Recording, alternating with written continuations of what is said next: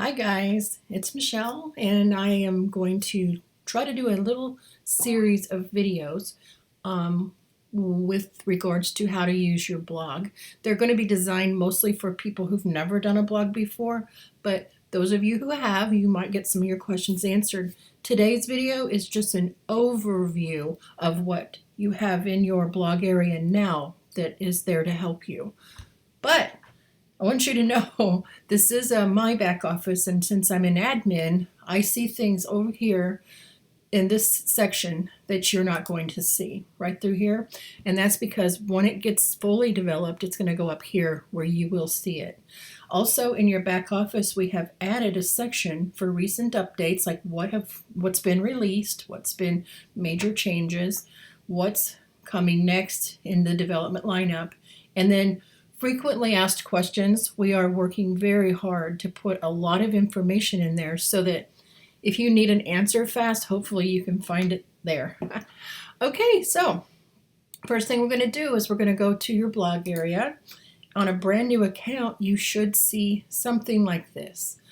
It's just a draft. It's not published. It either says your first blog post or my first blog post, something like that. Go ahead and open it. What it is, it's instructions. You could use this as a template if you wanted to by just changing the font, but I'm going to try to teach you how to do it. And I'm going to show you what's in this first. So this video is just going to show you what you have at your fingertips here. So as you go down, I show you what a lead paragraph font is and how to get it. This is regular font. This is lead paragraph font. You see how that looks. That's called a lead. Shows you how to make those. Shows you how to use larger fonts, how to change the colors of them, and how to insert an image, how to center it or change its orientation. All the instructions are right there. Coming on down, it's another example of another font and a color, a little bit smaller. This little section goes into how to insert a video link so that it just embeds and it plays very nice on your blog. So this tells how to do that, gives you a few visuals for it.